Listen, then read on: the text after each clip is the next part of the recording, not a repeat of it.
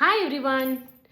ಇವತ್ತು ಈ unnecessary banking charges ಇದೆಯಲ್ಲ, ಇದನ್ನು ಹೆಂಗೆ ತಡೆಗಟ್ಬೋದು ಅನ್ನೋ ಒಂದು ಕಾನ್ಸೆಪ್ಟ್ ಬಗ್ಗೆ ನಾನು ನಿಮಗೆ ತಿಳಿಸ್ಕೊಡ್ತೀನಿ. ಫಸ್ಟು ಎಲ್ಲ ಸೇವಿಂಗ್ಸ್ ಅಕೌಂಟಲ್ಲೂ ಎಷ್ಟು ಮಿನಿಮಮ್ ಬ್ಯಾಲೆನ್ಸ್ ಮೇಂಟೈನ್ ಮಾಡಬೇಕನ್ನೋದು ಇದ್ದೇ ಇದೆ. ಇವತ್ತು ನಿಮ್ಮ ಬ್ಯಾಂಕ್ ಅಕೌಂಟಲ್ಲಿ ಹೋಗಿ ಚೆಕ್ ಮಾಡಿ ಎಷ್ಟು ಮಿನಿಮಮ್ ಬ್ಯಾಲೆನ್ಸ್ ಮೇಂಟೈನ್ ಮಾಡಬೇಕಂತ. ಇಲ್ಲಾಂದರೆ ನಿಮಗೆ ಚಾರ್ಜಸ್ ಆಗುತ್ತೆ. ಈ ಸ್ಯಾಲ್ರಿ ಅಕೌಂಟ್ ಹೋಲ್ಡರ್ಸ್ ಏನು ಮಾಡ್ತೀರಾ ಅಂತಂದರೆ, ನಿಮ್ಮ ಕಂಪನಿ ಬಿಟ್ಬಿಟ್ಟಿರ್ತೀರಾ, ಕಂಪನಿ ಜೊತೆಗೆ ಸ್ಯಾಲ್ರಿ ಅಕೌಂಟ್ನು ಬಿಟ್ಬಿಟ್ಟಿರ್ತೀರಾ. ಈ salary account savings account convert ಆಗಿ ಸೇವಿಂಗ್ಸ್ ಅಕೌಂಟಲ್ಲಿ ಚಾರ್ಜಸ್ ಆದಾಗ ಬ್ಯಾಂಕ್ ಹತ್ರ ಬಂದು ಕೇಳ್ತೀರಾ ಯಾತಕ್ಕೆ ಚಾರ್ಜಸ್ ಆಗಿದೆ ಅಂತ. ಸೊ ಅದಕ್ಕೆ ನಿಮ್ಮ ಕಂಪನಿ ಬಿಟ್ಟ ತಕ್ಷಣ ನೀವು ಸ್ಯಾಲ್ರಿ ಅಕೌಂಟ್ನು ಸಾರ್ಟ್ ಔಟ್ ಮಾಡ್ಕೊಂಬಿಡಿ. ಆಮೇಲೆ ಇನ್ನೊಂದು second one ATM withdrawal. So usually cash withdraw ಮಾಡ್ತೀರಾ.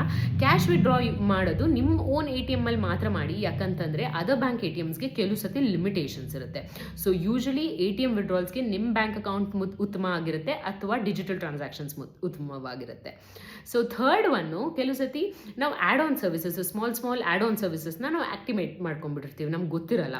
ಸೊ ನೀವು ಪ್ರತಿ ತಿಂಗಳು ನಿಮ್ಮ ಸ್ಟೇಟ್ಮೆಂಟ್ನ ನೋಡಿ ಏನಾದ್ರು ಒಂದು ಸ್ಮಾಲ್ ಚಾರ್ಜಸ್ ಆಗಿದೆಯಾ ಅಥವಾ ಏನಾದ್ರು ಆ್ಯಕ್ಟಿವೇಟ್ ಮಾಡ್ಕೊಂಡಿದ್ದೀರಾ ನಿಮಗೆ ಗೊತ್ತಿಲ್ಲದೆ, ಆವಾಗ ನೀವು ಡಿಆ್ಯಕ್ಟಿವೇಟ್ ಮಾಡ್ಕೊಬೋದು.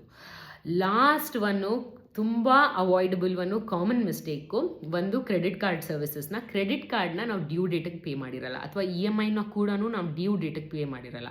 ಸೊ ಮೇಕ್ ಶೋರ್ ನೀವು ಕ್ರೆಡಿಟ್ ಕಾರ್ಡ್ಗೆ ಆಟೋ ಪೇಮೆಂಟ್ ಆಪ್ಷನ್ನ ನೀವು ಎನೇಬಲ್ ಮಾಡಿಬಿಟ್ಟಿರಿ, ಅಥವಾ EMIಗಂತೂ ಇದ್ದೇ ಇರುತ್ತೆ.